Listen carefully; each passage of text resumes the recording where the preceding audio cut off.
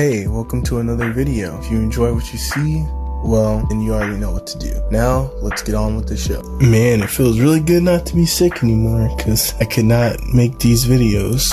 Today I thought I would do something a little bit different than what I usually do, since it's mainly a Lego channel. But I just had this idea, so it's going on the channel. So today, I'm going to be ranking at least my favorite top 10 Spider-Man villains. With a little honorable mentions in there too, because you know, I usually add those. But yeah, alright, going to the honorable mentions. I had Hammerhead. Now, he's cool. He's a cool guy, but you know, he's kind of a stereotypical, like, mob boss guy.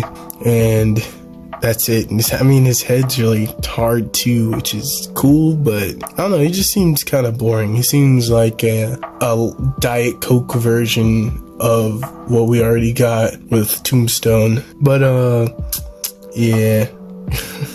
I need to stop saying that. Next one would be Chameleon.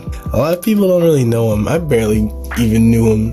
Well, I knew him recently from like watching Spider-Man videos on YouTube. But I mean, he's alright. I googled it and he was the first villain that Spider-Man ever fought, and that's why he's on the honorable mentions. But he ain't on the list just because he's not really that well known. Well, I mean, they don't really put him in anything too, besides like the comics. I haven't seen him in the movies or games. The last one for the honorable mentions is Kingpin. And, you know, he almost made the list being in that Spider-Man game that came out as the first boss. But I don't know, I felt like he's more of a Daredevil villain, you know? And, you know, if you take away Daredevil's main guy, who the hell is he gonna fight? His blindness? Sorry, that was kind of a low blow, I know. Moving on to number 10. Oh yeah, you guys should try to guess like who I'm gonna say next. But anyways, yeah, number 10 we have Mr. Negative. Yeah, I put him on number 10 because he was a cool character in the game. I liked his story, and he had pretty unique powers. But it was kind of a fake out villain, you know, since Doc Ock kind of stole the show from him. But before that, he had a pretty good story. I'm glad that they finally introduced somebody so obscure from the comics into the video games. Moving up, number 9 is that old dude Vulture. Now, Vulture, he got number 9 just because of how he's like old and he has cancer and he's still fighting Spider-Man. You know what kind of tenacity you need to be 80 and have cancer and still doing crime? I'm trying to get like him, bro. Trying to get his grit, his will. By the way, a little side note, what's up with Spider-Man and fighting old guys? Like, cause Vulture's not the only one. There's also the Lizard. He's pretty old depending on what version he's from. And then you have Doc Ock. He's also old. I don't know, Spider-Man needs to get out of nursing homes. Anyways, moving on, number 8, J. Jonah Jameson. Yeah, and this man is the #1 Spider-Man hater in the world. And I guess that's why he beats Vulture and Negative guy and Mr. Negative. Just because, like, this dude, Spider-Man, spoilers for No Way Home if you haven't seen it. For the 3 people who's watching this who haven't seen it. But this man, Spider-Man, lost his aunt, and on the same day,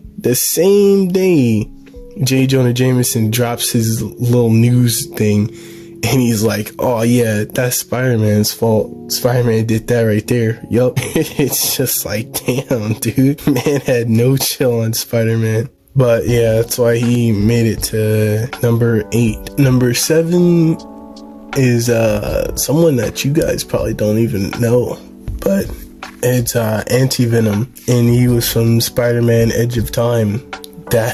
That was a good Spider-Man game. If you want to play like a really good story of Spider-Man that's not PS4 version, I'd say get that one. I'm digging out on what happened with the story, but I'm pretty sure everyone on my list has never gotten Spider-Man to crawl away from him. Literally in the story, the Anti-Venom is beating you up so hard that you have to use your controller to crawl away from this man. And as like a 9-year-old kid, I was so scared. I was like, no, Spider-Man, get up, please. But yeah, Anti-Venom did Spider-Man dirty. Go look it up on YouTube. And it'd be quite the fight. I think it was the final fight too. But anyways, on to number 6. You know I had to put my boy Electro in there. And simple reason of why he made it a 6 is because Jamie Foxx. Come on now. Look at that smile. Can't not have Jamie Foxx on here, right? But the real reason I put him on here is because Electro really be giving Spider-Man a run for his money, like in the comic books and in the movies. That electricity ain't no joke. That stuff hurt. There's a lot of versions of Electro too, but you know, unpopular opinion, my favorite one was definitely the Amazing Spider-Man Electro. I really liked the twist they had on Electro being like the anti-J. Jonah Jameson, since he really loved Spider-Man and was a big fan of him. He's kind of not now, but you know, it was a pretty interesting concept when it first came out.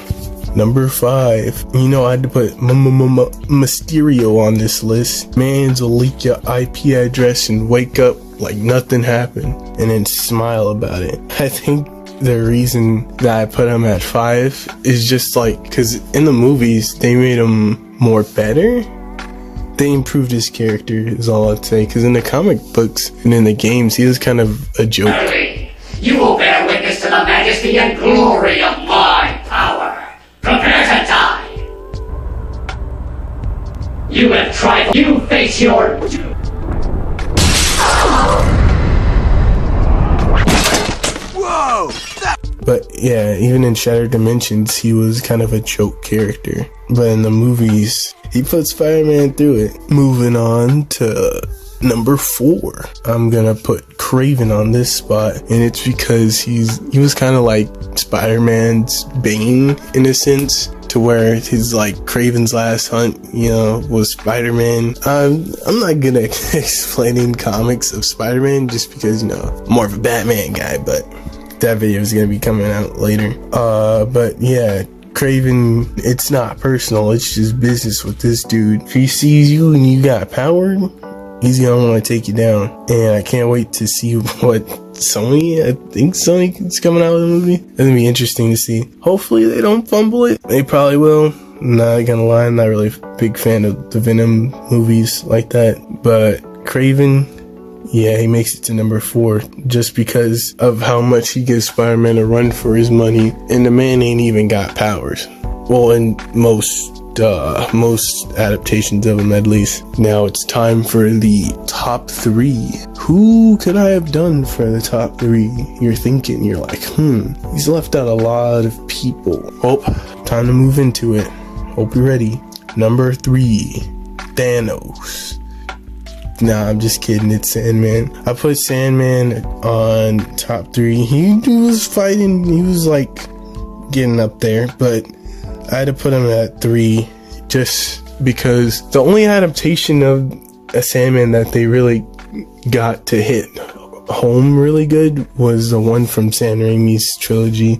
All the other adaptations, at least in video game form, either haven't done them yet or they just made him like this one-note villain character, which is really boring and it kind of hurts his character when you do that to him. But he made it this far because of like his storyline. I mean, they brought him back for No Way Home, but I don't know, I think I liked him better in the 3rd movie. They kind of just recycled those clips to lengthen his scenes in the movie, and it was weird that they like kept him in Sandman mode for like the entire movie.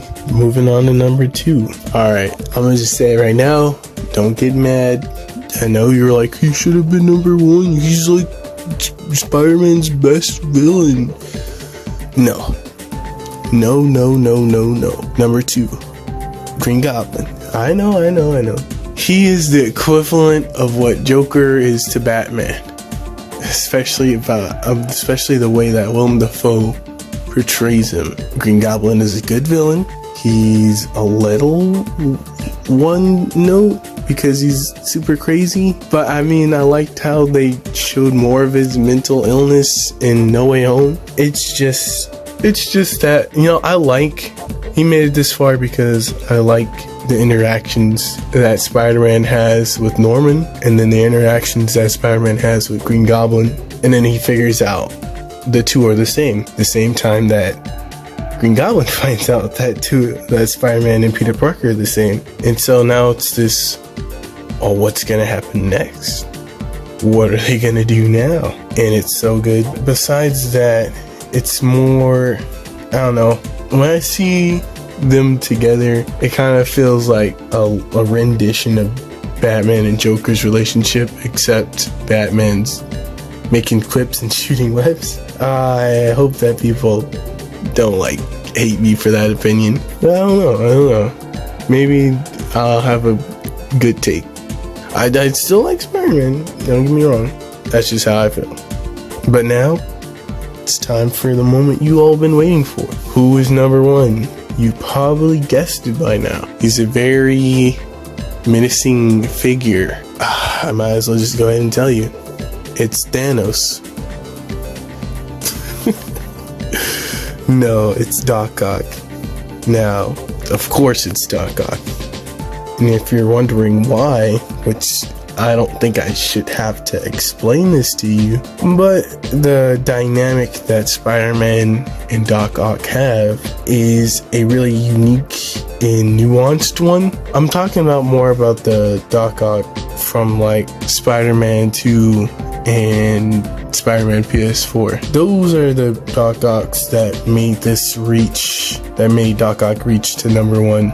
Just because he starts off as his mentor, and then he starts off as his mentor and friend, and then they grow into partners. And then in the back of your head, you're going man, it's gonna suck when Spider-Man has to fight this old dude, right? But before that, you see them actually bond over their love of science and wanting to help people and wanting to better their community. And I really like in the Spider-Man game how Peter was willing to do it for not even getting paid, you know? He just wanted to do it because he knew that their work could help so many people. And then you get to the fight. The ending fight, oh my god. If I wasn't in tears punching that old man who was soaking up so much damage, it was crazy. He was like a sponge and Spider-Man's fist was water. He was soaking it up like he was 20. As I was going through the fight, I was hearing Yuri Lowenthal, Sasuke. Yes, if you didn't know, it's voiced by Sasuke. He was using those vocal cords. He was going in. He was talking about how he was everything he wanted to be, and I was like, damn, this game really made Spider-Man have to beat up his mentor. The man he aspired to be reduced to villainy. It's a really tragic tale, and the Spider-Man game did it really well. The movie, it did it pretty good, but it kind of didn't make it hit as hard as it did the game, at least in my opinion, just because Doc Ock becomes a hero in the end, and he's like, oh, I can still save you, go. And then you go to Spider-Man No Way Home and he turns out that he's good now or something. But in Spider-Man PS4, that Peter has to kind of sit with it, you know? There's no version of him dying or turning good. He's alive. He's this way. He knows Spider-Man is Peter, and he's evil. But yeah, that was my list. I hope you liked the video. Leave a comment on what I should talk about next. I've been your host, the Lego Guy, and you've been amazing. Peace.